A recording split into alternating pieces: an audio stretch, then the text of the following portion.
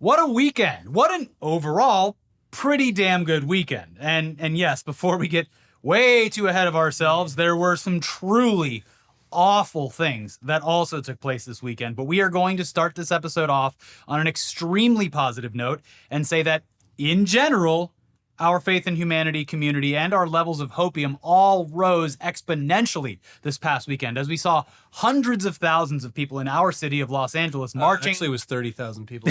Yeah. Hundreds of thousands of people marching, chanting, singing, dancing, and showing off some incredibly creative signs in what was an overwhelmingly positive event. And that was in addition to the millions of people who showed up around the country at countless events held in major cities, small towns, and even rural communities across the country. All while Trump's so-called military celebration and birthday party failed to draw any significant crowds at all and was, of course, widely mocked across social media for being the pathetic display of force that it was. And squeaky, too. Yeah, now bonus shout outs to everyone who sent me photos and videos of their local marches and rallies on Blue Sky. I will try to use as many as I can throughout the episode as we reference things.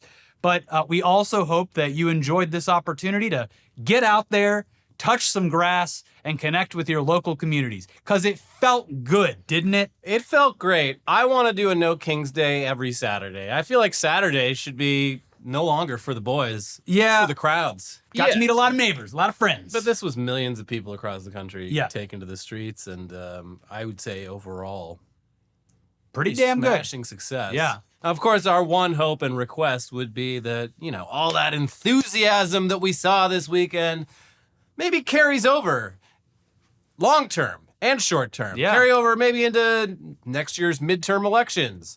And also that the attention brought towards the horrifying policies this administration's already enacted doesn't die down, because they're not slowing down at all. In fact, they're expanding. And they're hoping that everyone just let off this steam and will go silent again, at least the majority of people, which we hope doesn't happen. They're banking on everyone saying, well, that's enough activism for this year. We did it.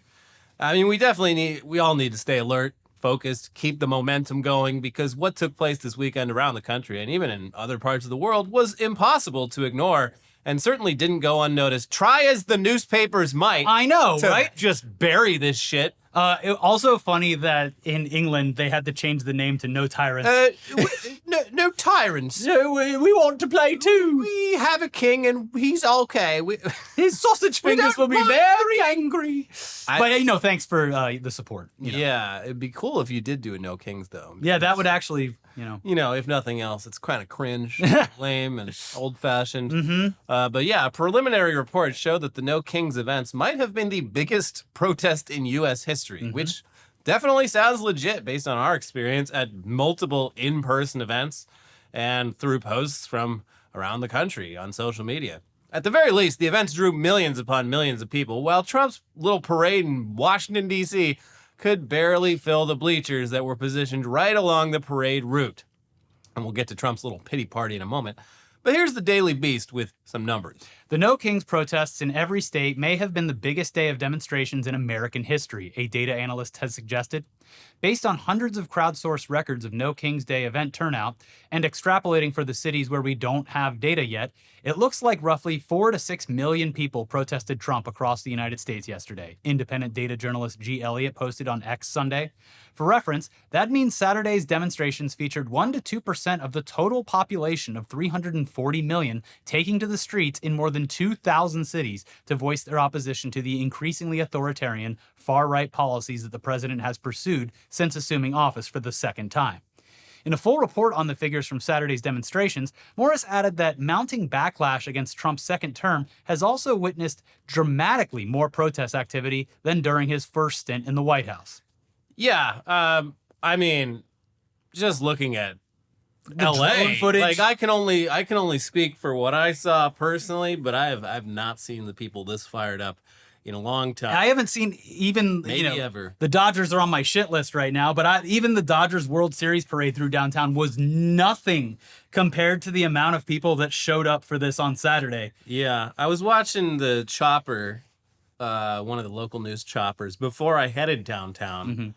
And this was around noon, and the guy was like, yeah, no, this isn't even close to the Dodgers. And I was like, oh, well, maybe it'll get bigger, maybe it won't. I got on the train to head downtown. I've never seen the LA Metro that packed at any time of day. Yeah. Everybody was going downtown to go to this protest. And just from when I got there, within just like that hour and a half I was there, it, I think, doubled in size. It was fucking crazy. Yeah. It was a lot of fucking people, and not just in one place. Like, you'd be in one crowd and then you'd sort of get a glance down the road and you'd see a march just coming, taking up 8 lanes of traffic. Yeah. And so first off, from our firsthand experience, the protests across LA, they were just mind-boggling. Every corner of Grand Park downtown near City Hall was jam-packed with people. And then a march took place that filled multiple city blocks for hours. It was the largest gathering of people that we've ever seen in our lives. It's kind of unfortunate that the event was the result of something so horrific, because the vibes were absolutely immaculate. Until a little bit later in the day, but we'll get to that. Right. I mean, it was not the crowd's fault that the vibes shifted. No, the not at all. vibe shift came from outside forces. That's right. And I would also say, like, this is the spectrum of people you saw. People waving red hammer and sickle flags, and people saying if Kamala had won, we'd be at brunch right now. The full spectrum of people that fucking hate Donald Trump was out there, and you would think if you lived on the internet that this would create all sorts of tension and conflict, but no, Everyone none of had that. a great time. Everyone was vibing together. Even the Grinch was there. The Grinch was there. There was a giant inflatable baby. Tom Morello was there. Yeah. It was, all the stars were there. Mm-hmm. Anyway, you had it downtown, and then there was other events all throughout the city.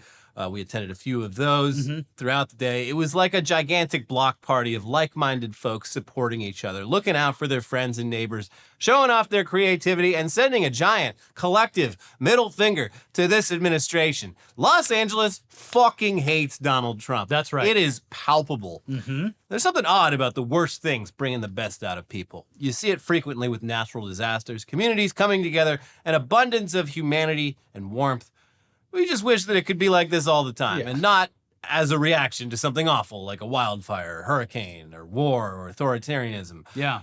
But the fact remains, everyone who participated showed that in the face of hatred and evil, joy and love can overcome most things, as long as we're willing to show up and prove that we've all got each other's backs. Yeah. Now, unfortunately, the good vibes were brought to a screeching halt here in Los Angeles hours before that curfew was even set to take effect.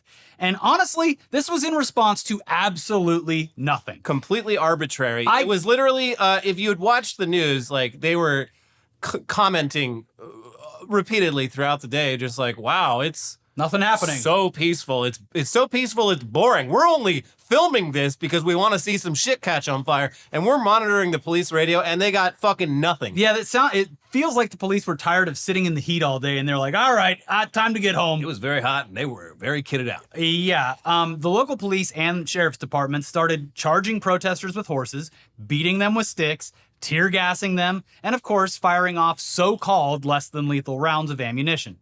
All of this was caught on tape thanks to, well, basically everyone filming, but the most damning footage almost certainly came from MSNBC, who had their reporter doing a live hit from the front of the protest and was at the moment talking about how peaceful everything was. Yeah. Was interviewing people, talking about how wonderful the day had been so far, was quite literally commenting on how peaceful it was going when this all started happening. And of course, then the police moved in and turned the streets into chaos once again. I want to reiterate, this looks very intimidating. This has remained 100% peaceful as far as I have seen. People are out here with their signs. Here, may I show your sign, ma'am? Can I? You said your sign says. We are not criminals. Whoa, whoa, whoa, whoa, whoa, whoa, whoa, whoa, let's go. Peaceful protest. We're not doing nothing wrong. Whoa, whoa, whoa. We have the freedom of speech. Go, go, go, go. You want to be careful, okay? You take care of yourself. Let's go, guys. Let's go, let's go, let's go. Let's go, let's go. Hey, Ari, we're okay. We're going to keep going. Stay with us if you can. Camera, but take your time and space. Whoa, whoa, whoa. Let's go, let's go. Oh, shit. Let's go. Whoa. We're good, Ari. We're good, Ari. We're good. We're good. We're good. Keep going. Ugh. Now, the silver lining here is that, not only was it caught on tape, but it was broadcast live to an audience that saw with their own eyes how quickly this can turn violent at the hands of law enforcement. And probably experienced firsthand by a lot of people who otherwise just assumed that there must be instigators or something. No, the instigators are the police. Another silver lining, apparently the LAPD and the Sheriff's Department shot at each other. Yeah, the other silver lining would be that the Sheriff's Department accidentally shot the police department with a bunch of rubber bullets and tear gas during the chaos that they themselves created. Wait, this sucks. What the fuck? Yeah, Why would anyone do this to anyone else? The radio comms that were taken from LA Public Press were quite telling. So here's our local independent outlet, LA Public Press. Scenes of demonstrators dancing and marching turned to panic when the Los Angeles Police Department and Los Angeles County Sheriff's Department violently dispersed the crowds hours before curfew. Officers with LAPD found themselves caught in the crossfire of tear gas and other less lethal munitions between themselves and deputies with the Los Angeles County Sheriff's Department during the violent dispersal of fleeing demonstrators. Los Angeles Alert, an X account that shares highlights of notable police radio traffic events in the city, first shared the incident online in a social media post that quickly went viral. The audio was verified using the post's time and an archived YouTube livestream of the police communications during the protests. Other instances of friendly fire were uncovered on the livestream before and after these events. An officer shouts over the radio to LASD deputies at Main and Temple to hold your goddamn crossfire here, ending the radio call by saying, "Blue, blue," likely a reference to blue on blue friendly fire. The call either wasn't heard or shared with LASD deputies because nearly 20 minutes later, another LAPD officer radioed to dispatch about an unruly crowd between Temple and First Streets they needed help clearing. He also reported another problem. "We're still taking gas and less lethal munitions from the sheriffs over on Temple and Main." An officer, unclear which department he represented, responded and relayed that he couldn't do much to help. "Roger, we can only work on one problem here."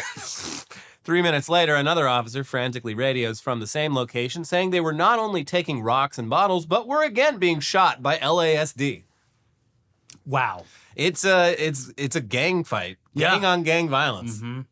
Well, having said all of that, let's go back to the original topic of crowd sizes.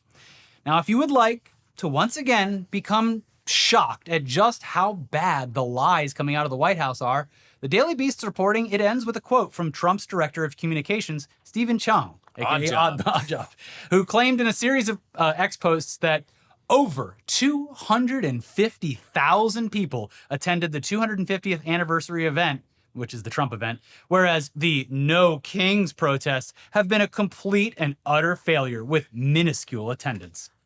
Yeah, so anyone with eyes would know that Trump's comms director is talking out of his ass, and that it was actually the opposite, with millions attending the No Kings protests and just an absolutely small amount of people attending Trump's little birthday party. And it was his birthday party because even though it was disguised as an event intending to celebrate the U.S. Army's 250th birthday, it would have been offensive to anyone who actually cares about the military and veterans. Yeah. It was a pathetic display filled with participants who really seemed like they didn't want to be there. They couldn't even keep proper cadence when marching. I was even shocked by that.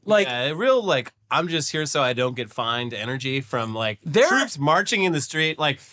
So Trump. You would see JROTC high school kids marching more in sync than this. Yeah. So again, the reason this is clearly a Trump birthday party is because he's, over the years and recently, always been very openly jealous of other countries' military parades, not understanding that those are kind of overcompensating for a lack of actual military power. So if you compare what he wanted this to be, which is what they do over in China, North Korea. Yeah. Versus what it was. Say what you will about those parades. They're in lockstep. They are in lockstep. And this was very lazy. Very low effort, low energy. And very squeaky tanks. Very squeaky. No WD-40 for those tanks. And this was all while they were performing to relatively no one. The crowds were so small and so unenthusiastic that, of course, we've been referencing it, but you could hear the squeaking of the tanks when they rolled by.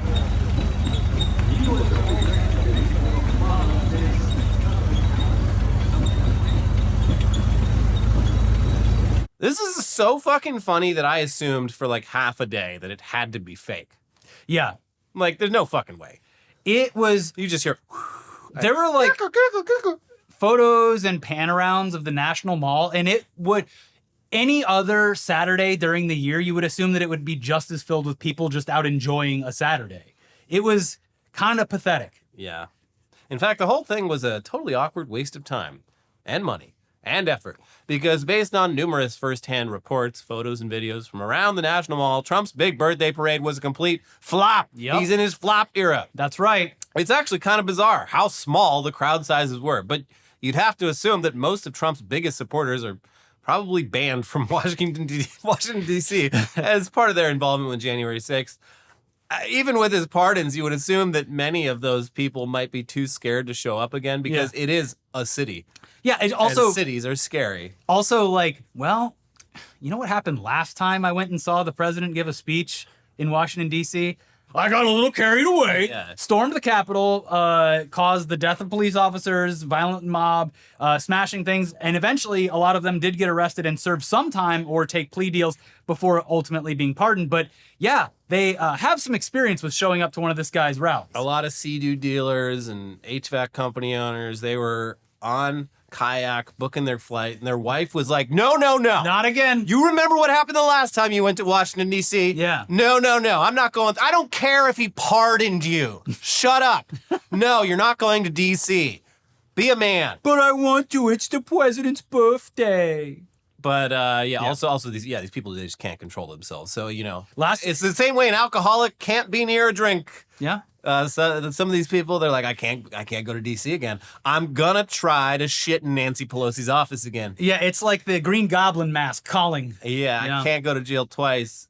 So still you would assume that a massive amount of veterans would show up, considering this whole thing was pitched as an anniversary celebration for the U.S. Army. But no, and that's probably because most veterans saw this for what it was, a disgusting use of the U.S. military for the ego of one man. In fact, a bunch of veterans did show up in D.C. this past weekend, but they were there to protest the event, and they were promptly arrested for their trouble. No thank you for your service, including a few who were seen as a threat despite slowly marching with the help of their walkers. Yeah. Here's the Washington Post with more on that. U.S. Capitol Police arrested about 60 demonstrators Friday evening during a protest of the appearance of troops in Saturday's Army celebration in Washington and at immigration protests in Los Angeles. More than 50 of those arrested were veterans, according to organizers. Capitol Police said the arrest came after a bicycle rack barrier was pushed down and a police line was illegally crossed as demonstrators ran toward the steps leading to the Capitol Rotunda. The demonstrators, most wearing fatigue jackets with their names embroidered on them, then sat on the steps of the Capitol behind a sign that read, "Vets say military off our streets." The 60 were part of a larger group that had been demonstrating peacefully at the Supreme Court, Capitol Police said. In a series of chants and speeches, they condemned what they called the Trump administration's increased militarism domestically, including its response to anti-ICE protests, allocations of public funds to the Army parade, and continued support of Israel. And yeah, a lot of it being portrayed as like them rushing the Capitol again in order to draw up the resemblance to the storming of the Capitol. But no, they moved forward and then sat on the steps and did like a sign. We're like, yep, we're here. And we just want to let the president know that he shouldn't be militarizing, using the military against civilians. Well, these are trained killers. You can never be too careful. Yeah, that's right. One of the arrests, though, was an 87-year-old veteran. Here's local outlet WCJB. An elderly man from Gainesville was one of dozens of veterans arrested outside the U.S. Capitol building as they protested against President Donald Trump's military parade scheduled for Saturday. U.S. Capitol Police confirmed John Spitzberg, 87, of Gainesville, was arrested for crossing a police line during a demonstration on Friday. Video of the incident shows officers arresting an elderly veteran using a walker with wheels and a chair. The man appears to be Spitzberg. Yeah, there was the LAPD rushed a 80-year-old veteran with a horse. Yeah. There's like multiple angles of it, and it's just the most like pathetic power trip you've ever seen. Just like this dude is old as fuck, and he like took those licks and just still like. And then he went back to the train and took the train home. Yeah, someone found him at the train station. And he's like, "Yeah, I'm fine. I'm good."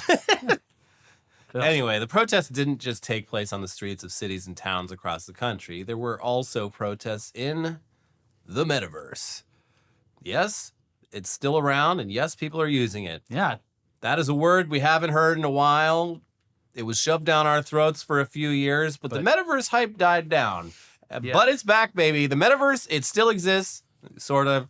It's not the metaverse that Mark Zuckerberg and the rest of those losers envisioned, though. It simply exists where it started, in video game servers where people can create their own worlds and roleplay in them. And one metaverse in particular not only seems to be thriving, but they saw their own protests over the last week or so, apparently in response to in-game immigration raids. Yeah.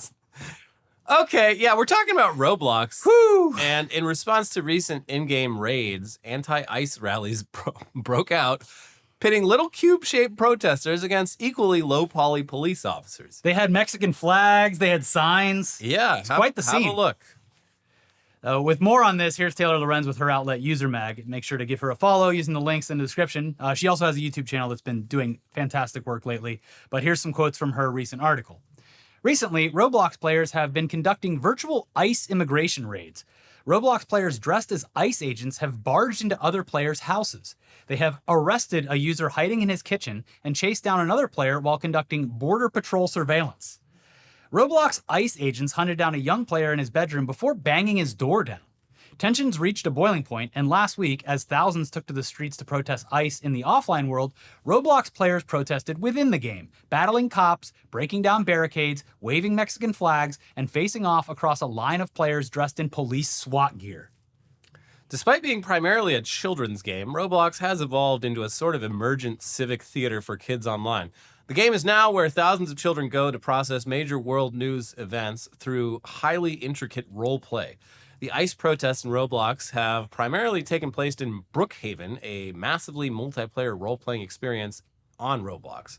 The experience's name is based on the real city of Brookhaven, Georgia, where offline ICE raids and protests are also taking place. Last Thursday, police arrested 6 people involved in anti-ICE protests in IRL Brookhaven. Since the initial ICE protest in Brookhaven last week, half a dozen more protests have been planned. Roblox users are posting dates and times on TikTok along with their usernames or Discord server links in order to coordinate and solicit attendance for the rallies. The response from TikTok users has been enthusiastic. Maybe the kids will be all right. Well, sounds like some of the kids are role-playing as ICE agents in a video game. Yeah, that's So some of the maybe- kids aren't all right. I mean, listen, I'd rather they do that in a Online, video yeah. game than do what has been increasingly happening where people just, they're like, oh, I'm going to dress up like a cop and go do some fucked up shit, like steal money from people and in some cases commit murder. yeah. But yeah, like the fact that ICE does not wear uniforms or proper covers their identification, faces, creates a lot of opportunities for people to pretend that they're ICE Yeah. and then go and commit crimes. I have been curious because it was so big for so long and because it takes place in Los Angeles. Please link if you can. I'll link me on Blue Sky or something. Is there any Grand Theft Auto role play with any of this going on? Because for a while there was a lot of people would role play as cops and then the city would just be alive. And it's in Los Angeles, so you would assume that maybe this is happening or maybe it just completely fell off. I mean, it would be pretty easy to roleplay considering how bad these ICE agents drive. They're just Yeah, they're yeah. driving around LA like they're in GTA. Uh-huh. And look, while it is absolutely wild to see the response both online and off, little has changed from the Trump administration in the wake of this past weekend's massive protests. Leading into the weekend, the administration appeared to soften its position on where ICE raids could take place, claiming that places like farms, restaurants, and hotels would be off limits. But we haven't seen any proof that there's been an actual shift in how these raids are being conducted. Also, it should go without saying that Trump is clearly pulling back on these sectors or posturing as though he is at the behest of his friends, donors, and himself, because as we've frequently mentioned, Donald Trump hires undocumented workers for his businesses. Reuters had a bit more information about the slight appearance of reversal from the reporting this weekend based on internal emails that they'd seen, and here's a bit of their reporting. The order to scale back U.S. immigration and customs enforcement raids came from Trump himself, the person familiar with the matter said, and appears to rein in a late-May demand by top White House aide Stephen Miller for more aggressive sweeps. Trump was not aware of the extent of the enforcement push, and once it hit him, he pulled it back, the person said. I had no idea what I was doing. I mean, it's 100%. It's all these big ag people Yeah. and hotel chain owners who are all big MAGA donors, and they're like, "Hey, yo, what the fuck? You're fucking with my bottom line." Yeah, now." we were exploiting all this cheap labor, and now you took it away. Yeah. And so it's like, oh, I'm sorry, Stephen got a little carried away. You know how much he hates all other races. God, yeah, it's unbelievable that like even the president was just like, I don't know.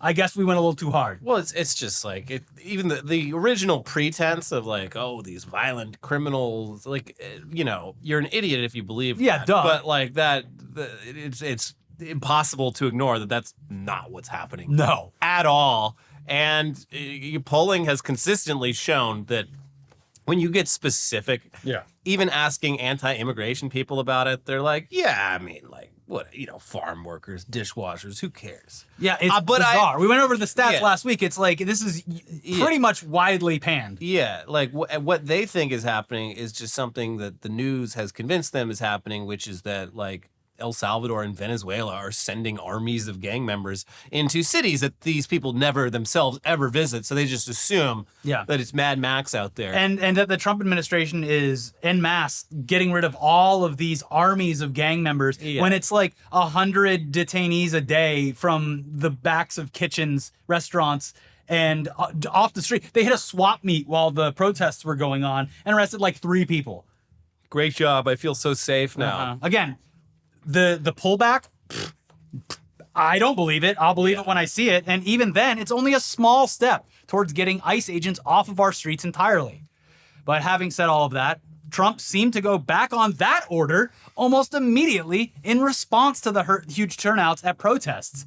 It hurt his feelings. Yeah, in a post to Truth Social, Trump wrote the following, and we'll read it in Trump's voice, but you could bet any amount of money that it was actually written by Stephen Miller, the mastermind behind all of this. The mega mind behind all this. And arguably one of the most evil men in the country. Either way, here's the post that went out, and brace yourselves because it is long, it's riddled with lies, and it's extremely aggressive. And it's especially disturbing if you live in any of these cities and have already seen firsthand how things have played out so far.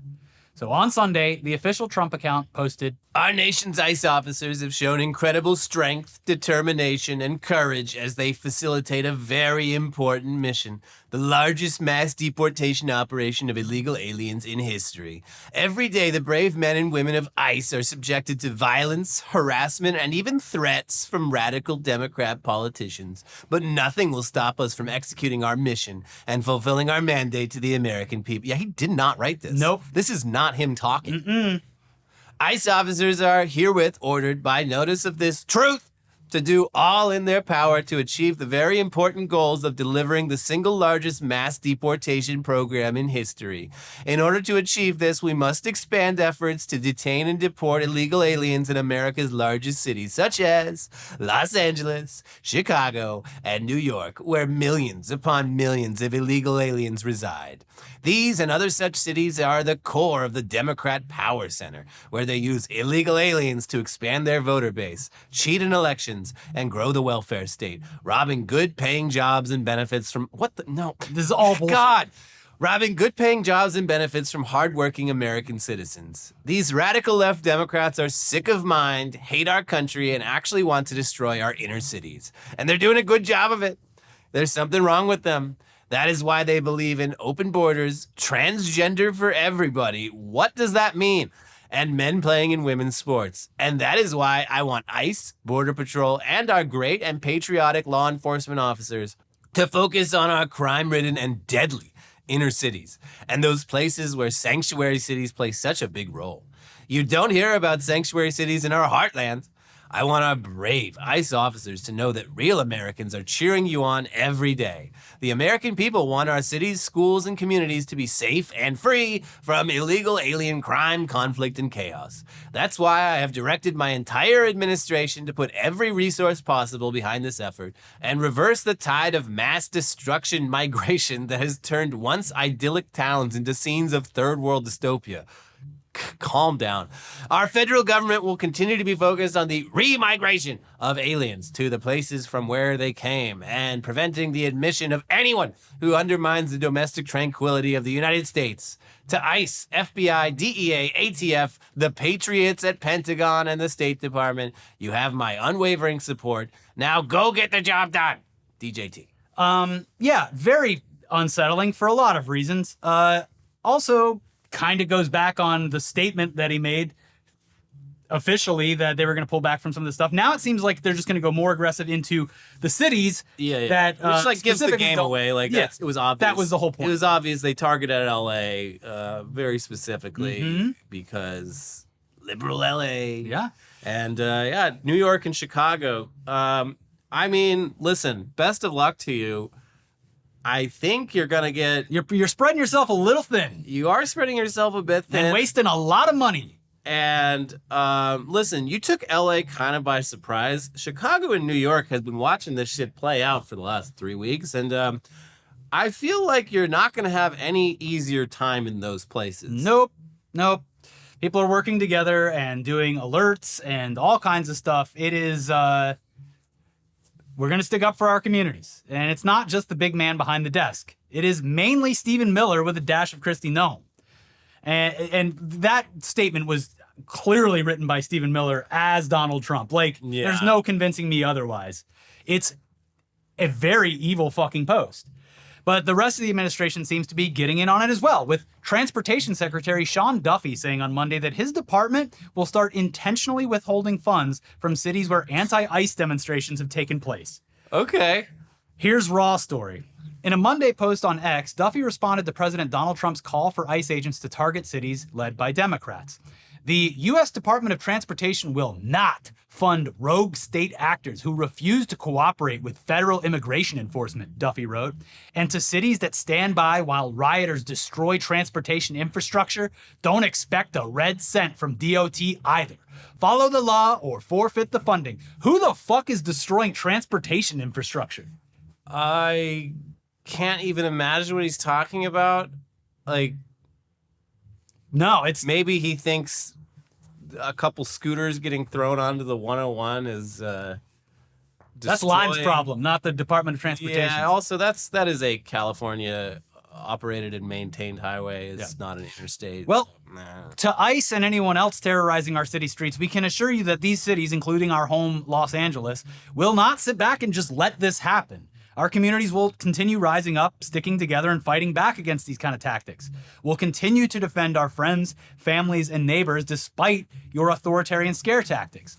Millions protested the Trump administration this weekend. And if even a small fraction of those people stay involved, active, and motivated, it'll be a hell of a lot harder for agents to keep snatching people off the streets, out of food trucks, out of cars, homes, apartments, businesses, fields, hotels, and elsewhere. Yeah, I mean, people are literally figuring out first thing in the morning where ICE is setting up shop and then following. And then dozens of people are showing up to basically follow them. And these ICE agents are having to block the highway to get people off their back. They're scared, they're demoralized, and every day we need more of that. An ICE hotel list goes out where everyone can go yell at them. Yeah. They're hated, and they deserve to be hated. They deserve to be shunned from society. Mm-hmm. And shame. And shame. They're not capable of shame, unfortunately. Yeah, you would have seen some by now. Anyway, with that, we will take an always awkward but financially necessary breather to do our sponsor read for the day. Thank you again for understanding. It's been a hell of a week and a hell of a month, hell of a year. We appreciate the fact that you all understand that these things are just part of the content business and allow us to do this as a full-time job. So let's pause for just a second, take a breath, and mention today's sponsor before we get into the second half of the show. This episode is sponsored by Shopify. When we started this show, it seemed like we had to figure out pretty much everything on our own. Scripts, setup, filming, scheduling, graphics, editing, the countless audio issues. It was super overwhelming, and every day seemed to introduce a new decision that needed an answer. When you're starting off with something new, it seems like your to-do list keeps growing every day with new tasks, and that list can easily begin to overrun your life. Finding the right tool that not only helps you out, but simplifies everything can be such a game changer, and for millions of businesses, that tool is Shopify. Shopify is the commerce platform behind millions of businesses around the world and 10% of all e-commerce in the U.S., from household names like Mattel and Gymshark to brands that are just getting started. Get started with your own design studio with hundreds of ready-to-use templates. Shopify helps you build a beautiful online store to match your brand style. Get the word out like you have a whole marketing team behind you. You can easily create email and social media campaigns wherever your customers are scrolling or strolling. And best yet, Shopify is your commerce expert with world-class expertise in everything from managing inventory to international shipping to processing returns and beyond. If you're ready to sell, you're ready for Shopify. Turn your big business idea into big money with Shopify on your side. So sign up for your $1 per month trial and start selling today at shopify.com/itdaily. Go to shopify.com/itdaily. That is shopify.com/itdaily. Okay, that wasn't so bad. No, Back to the news now, and unfortunately, it's not fucking great. no. In fact, we have some extremely bleak and disturbing news to cover, but at least we aren't cowards, and we will call it exactly what it is. Domestic terrorism. Yeah. For some odd reason, a lot of major networks and local police, as well as the FBI, have decided to hold off on calling the execution and assassination of Democratic elected officials domestic terrorism. And we're sure that you already know why. Yeah.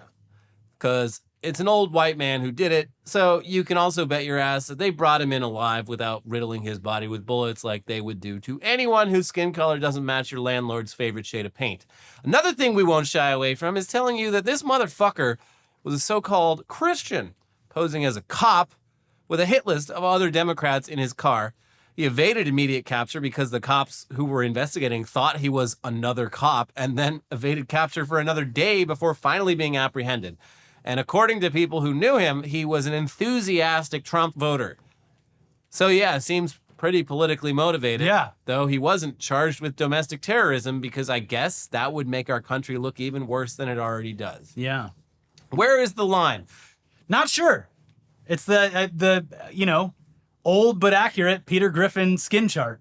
I mean, listen, I'll be the first to say that the definition of terrorism has been whittled down into meaninglessness over the last 25 years. But if this isn't, then what is? Like a politically motivated assassination is an act of terrorism because you're not just trying to kill people, you're trying to inspire fear and terror into large groups of people. Yeah, it's honestly infuriating. And as many people pointed out over the weekend, it gave off the same type of vibe as the response to the Nancy Pelosi attacker who found and assaulted her husband, Paul Pelosi, and then the entire right-wing social media universe just turned it into a big joke and called them gay lovers, despite it being a politically motivated attack on an elected official and their family. Now, this week was no different, except two people actually fucking died. And 2 other people were shot multiple times. Yeah. Luckily survived, but Jesus. Conservative grifters were cooking up theory after theory about this guy, despite the mountains of evidence that were already being made public throughout the day.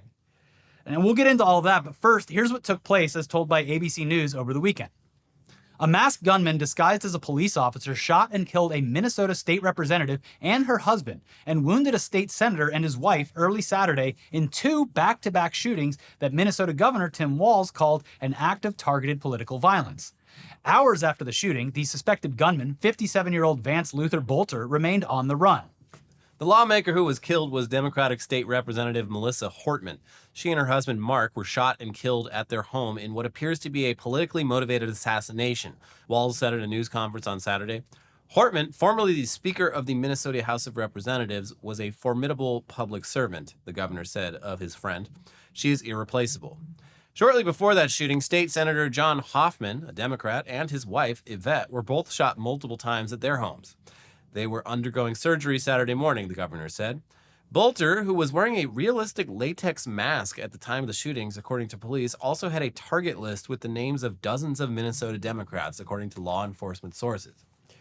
It seems pretty clear what happened here. Also, no, the mask looked like shit, even on less than perfect security footage. It would have come off as creepy and unsettling to anyone. It looked like the mask from the I Think You Should Leave sketch where has too much shit on him. It's bizarre looking. Like, even in the security camera footage, you're like, if you were a police officer and you saw this guy out at night with this fucking mask on, you would be very curious about what was going on. Yeah, it looked horrifying. Yeah. Their reporting continues, and it's honestly baffling how this all played out, even on the official record. The 2 shooting locations are a few miles away from each other in Champlin and Brooklyn Park, just north of Minneapolis.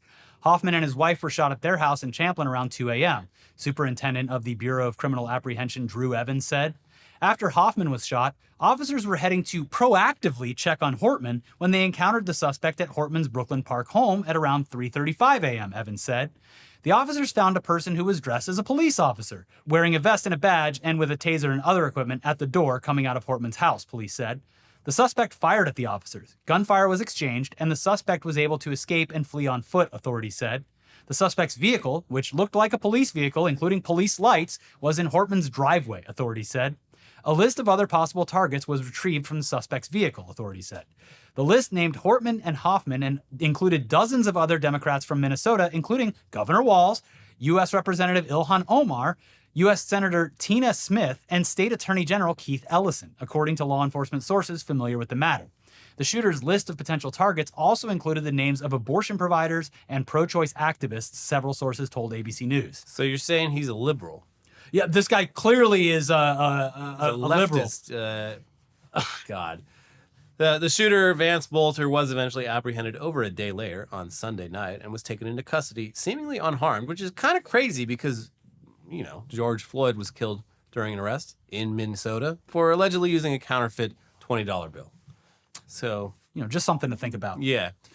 Anyway, here's more info on the arrest and what led up to it from the New York Times.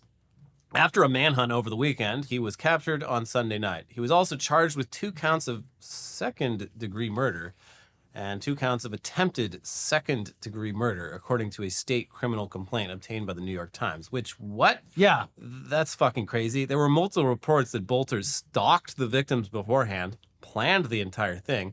He had a fucking hit list. Additional munitions in his car, for fuck's sake. He got a fake cop car and a fake police uniform. Had what was described as a very realistic latex mask. Like, maybe some of the brilliant legal minds in our audience can explain to us how that doesn't just immediately rise to the rank of first-degree murder, because it seems pretty absurd. Yeah. Though in separate reporting from CNN, a state prosecutor said they would also seek first-degree murder charges. But the fact that wasn't like first on the list is kind of nuts. What's a guy got to do to get first-degree murder around here? It's anyway. As of when we filmed this, nothing of that nature was confirmed. But also, minutes before we started recording, the initial federal charges were announced, and per CNN, those included 2 counts of stalking, 2 counts of murder, and 2 counts of firearms offenses. And again, we're only going off reporting we have at the time we wrote and filmed this. Things can and definitely will change by the time this goes up. Reporting from the Times continues. Before the attacks, the suspect gave 4 months' worth of advanced rent payments, around $220 a month. What? God. To David Carlson. Yeah, that's the most surprising thing is it's some cheap rent. Yeah. Who said he had been one of the suspect's best friends since the 4th grade for a small room in a shared house in Minneapolis. And for reference, this roommate and friend was the one who said that the suspect was, of course, a Trump voter, though we're not sure how much more proof you would need considering he had a hit list of 45 targets and every single one of them was a Democrat. Nevertheless, the coverage continued. The suspect was taken into custody in a rural area in Sibley County with streams and woods, officials said late Sunday night. An officer believed they may have spotted the suspect running into the woods. According to officials, he was captured while armed, but no force was used in his arrest, which was near the home where he lived with his wife and children. Wait, so he has a home with a wife and children? Is that the house where he had a roommate as well? I don't know. I don't. Very sporadic reporting, and also This guy's. so in one of the reports I saw, he was staying at that house with his buddy a couple days a week. Maybe the wife were separated. maybe I some don't. There's marriage trouble. Well, I guess we'll figure it a out. lot of weird shit with this guy because it sounds like he's kind of a loser, but he also had a website and a LinkedIn profile where he painted himself as this private security tactical operator with experience in dangerous parts all over the world, and it doesn't seem like that reflects the truth of things. Also, they caught him. They were tipped off to his identity because he left a fucking Father's Day card in one of the bags he left at the scene. That guy's definitely a top secret operative that's operating around the world. Yeah. And you can hire him for the best in the business when it comes to security and everything else. Tier 1 operator, that guy. Anyway, as for the reaction online, there were some completely unhinged takes. Real putrid shit. But the fact that a sitting U.S. Senator, Mike Lee, or based Mike Lee of Utah, was online spreading conspiracies and appearing to make light of the situation is absolutely disgusting, and he should be removed from his position in the Senate. I don't, like, again, It's crazy that he's just... what rises to the level of removing someone, because this is awful. This is awful shit. Well, I'll tell you, you get removed by going up to Kristi Noem and saying, excuse me, ma'am. I have a question. I'm a senator. How dare you? But like when you're actively spreading misinformation. While the guy's still on the loose, too. Yeah, about the murder of 2 elected officials. Yeah, I mean, that's... What can you do? Boys being boys. So in one tweet from his based Mike Lee account, Lee posted a still image from the security footage of the shooter wearing that hideous mask and said, "This is what happens when Marxists don't get their way." The idea that he wasn't immediately removed for that kind of conduct is insane, but the fact that he hasn't even been censured by the body yet is disgusting, considering Republicans were just a few days ago talking about censuring California Senator Alex Padilla for attempting to ask Homeland Security Secretary and dog murderer Kristi Noem a question before being forcibly removed from the room and detained. Yeah, they were very quick to comment about the censure of potential censure of Alex Padilla. Yeah. And guys, I think you have a pretty good example right here of when you could actually do that. Now, luckily, Democratic Senator Tina Smith, at the very least, confronted... Who was on the hit list. Yeah, confronted Mike Lee about it on Monday, and here's Politico with some info on that. Senator Mike Lee of Utah was confronted by a Senate colleague Monday over his social media post that blamed the Minnesota shootings over the weekend that killed a former Democratic legislative leader on Marxists. Democratic Senator Tina Smith, a friend of murdered State Rep Melissa a-hortman, spoke to the Utah Republican in a hallway off the Senate floor during evening votes. "I wanted him to know how much pain that caused me and how the other people in my state, and I think around the country, who think that this was a brutal attack," Smith told reporters afterwards. "I don't know whether Senator Lee thought fully through what it was. You have to ask him. But I needed him to hear from me directly what impact I think his cruel statement had on me, his colleague." Separately, a top aide to Smith wrote an email to members of Lee's staff lambasting the senator for having exploited the murder of a lifetime public servant and her husband to post some sick burns about Democrats. Using the office of U.S. Senator to post not just one, but a series of jokes about an assassination, is that a successful day of work on Team Lee? Ed Shellaby wrote. Do you come into the office Monday and feel proud of the work you did over the weekend? I think he probably does. Maybe. He seemed like put off by it, but in that same vein, you would assume that Mike Lee would be like, "I was attacked by a fellow senator who confronted me in the halls and told me that they felt bad." Yeah, the real murder was committed against me. Mike Lee, Mike Lee. When I was sternly talked to about also, my own behavior. It's a very confusing story that's playing out, but in Mike Lee's state of Utah, there was someone who got killed at one of the protests, and it was allegedly done via crossfire because it was too many good guys with guns. It's someone had an assault rifle and allegedly pointed at a crowd, and security officers that were on site took down that shooter, but in the crossfire, an innocent bystander was hit and killed. It's a very confusing scene, but that happened in his state after he had just said all this shit. It's very infuriating. Anyway, we are so beyond the pale that we're honestly shocked, and we can only grasp onto that feeling of communities coming together to push back against these freaks, who, by the way, all claim to be Christians.